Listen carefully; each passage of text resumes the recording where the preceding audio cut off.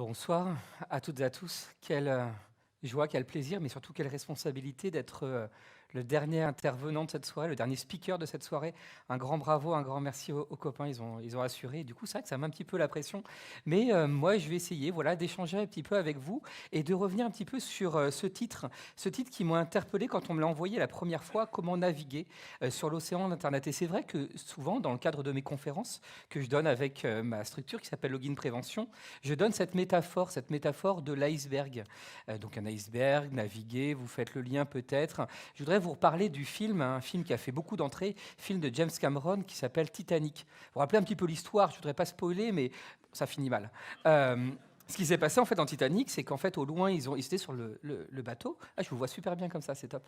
Ils étaient sur le bateau, ils ont vu un petit glaçon tout au loin, ils se sont dit allez, on tourne à gauche.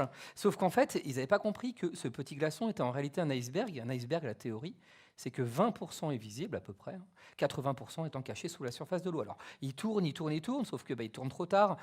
Je fais le truc, voilà, le bateau heurte l'iceberg, une entrée d'eau se fait au niveau du bateau, le bateau coule. Et la première grosse fake news, c'est Rose. Rose qui est sur sa planche de bois, qui avait largement la place de laisser Jack s'installer avec elle, ils auraient été sauvés tous les deux. Sauf que voilà, on nous fait croire depuis des années que Rose n'avait pas la place. Faux, elle avait la place. Bref, bon, on ne va pas refaire l'histoire du Titanic. Moi, je voudrais revenir sur cette théorie de l'iceberg. On va se poser en fait ensemble une question. Comment se fait-il, même d'ailleurs deux questions, comment se fait-il aujourd'hui qu'une fake news, une fausse information, se répande 6 fois plus vite qu'une véritable information? Comment se fait-il aujourd'hui qu'un internaute va passer 3 fois plus de temps à lire, à étudier une désinformation, une fake news, qu'une vérité? Ça, c'est important, ça, c'est intéressant. Alors, avant de vous expliquer tout ça, j'ai un petit peu de temps, j'ai 9 minutes, je suis large. Je voudrais juste vous parler d'une petite histoire qui m'est arrivée en 2018 dans le cadre de mes conférences. Je suis appelé par un chef d'établissement avec lequel j'ai l'habitude de travailler, qui me dit qu'une psychose est en train de naître dans son établissement, que ça touche les collégiens, mais que ça touche aussi les parents.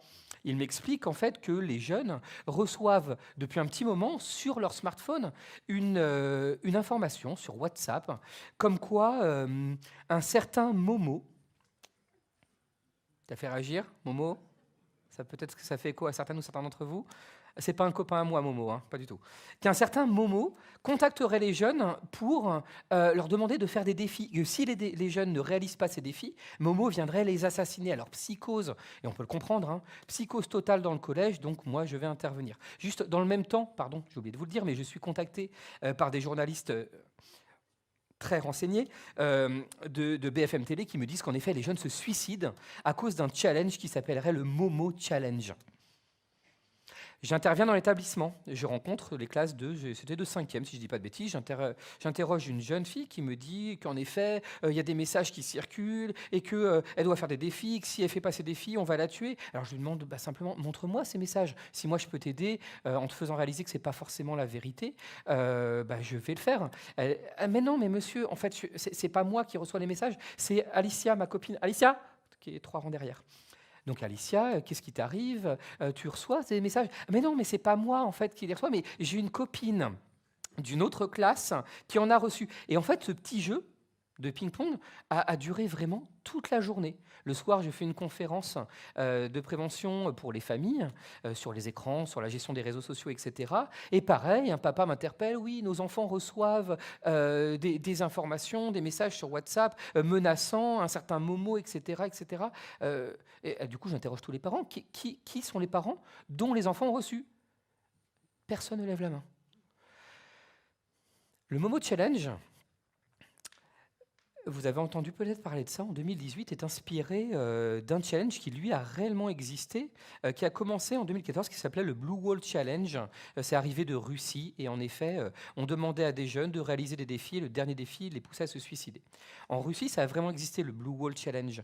Sauf que le Momo Challenge, en fait, lui, a commencé en Australie. Une jeune fille de 12 ans, et c'est dramatique, s'est suicidée. Et en fait, les autorités ont regardé son smartphone et ont constaté que sur son smartphone, elle avait fait screenshot, une capture d'écran, en fait, d'un article venant de Corée où, soi-disant, en effet, une poupée mi-femme, mi-oiseau, voilà, menacerait les jeunes, etc. Et en fait, d'un raccourci en raccourci, de rumeur en rumeur, l'information s'est propagée, s'est diffusée à cause ou grâce aux réseaux sociaux et a atteint, donc après l'Australie, le Canada, après le Canada, les États-Unis, après les États-Unis, l'Europe, et après l'Europe, la Vendée. La Vendée est en Europe, bien sûr, hein, pas besoin d'un cours de géo. Et du coup, c'est intéressant de savoir pourquoi, aujourd'hui, les réseaux sociaux relaient ce type d'informations, au détriment, quelquefois, d'un public jeunesse, d'un public fragile. Ça, c'est intéressant.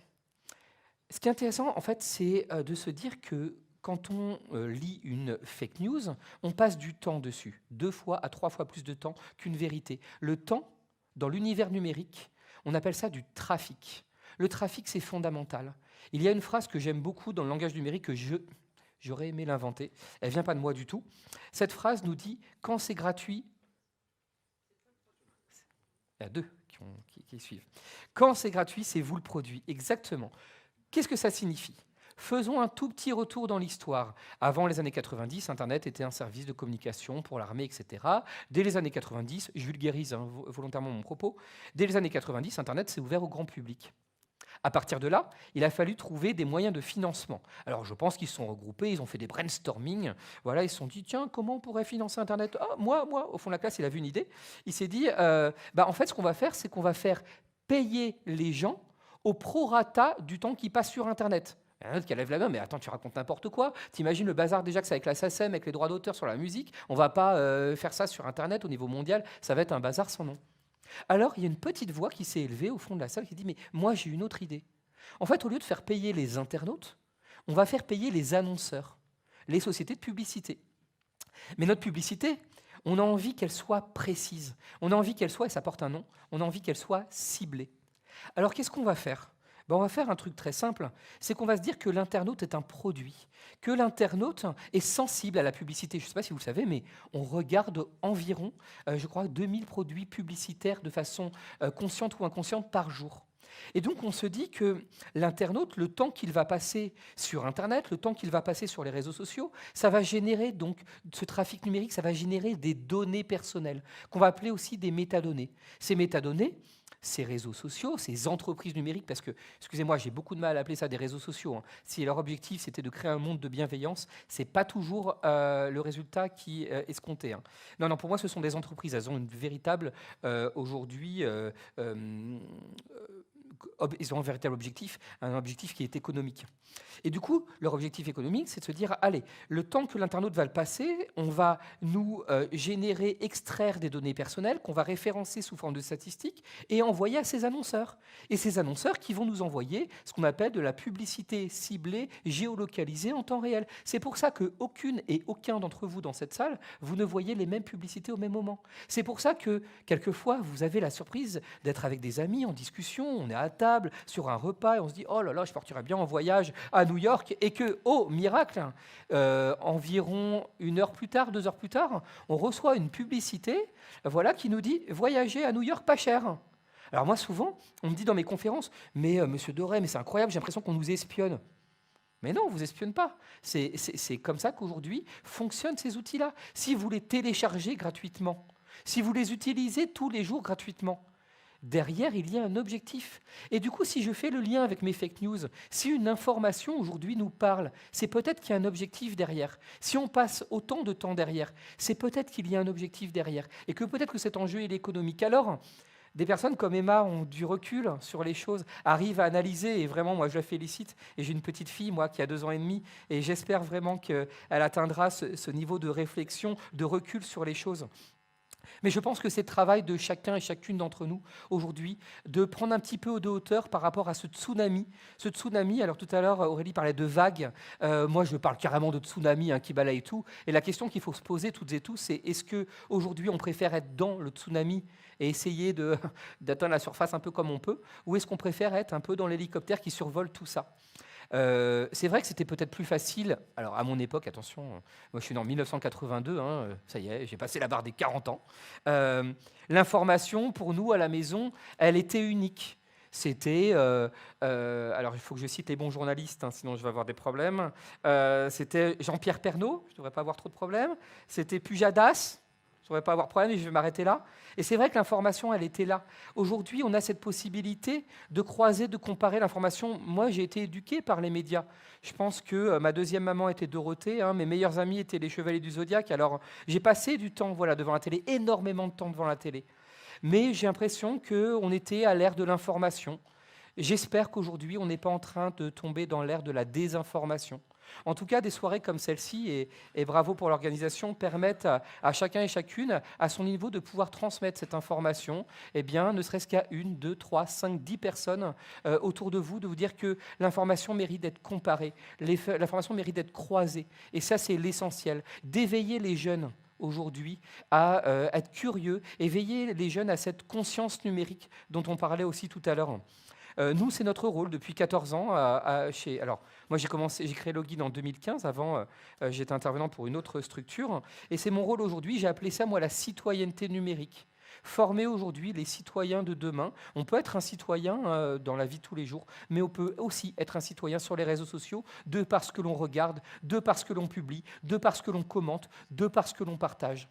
Et je pense que quand on prendra conscience et quand on prendra la mesure de l'importance de former les citoyens numériques de demain, on aura fait un très, très, très grand pas dans cette bienveillance, dans ce rôle qu'ont à jouer aujourd'hui les réseaux sociaux. On l'a vu, Emma en parlait tout à l'heure, Priva en parlait aussi tout à l'heure, les réseaux sociaux permettent énormément de choses, libérer la parole, créer des métiers, créer des vocations.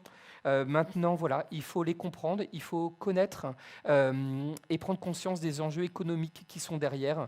Juste une petite anecdote, les enfants des grands patrons de ces entreprises numériques, de ces réseaux sociaux, sont tous aujourd'hui dans des écoles, des collèges, des lycées, des universités sans écran.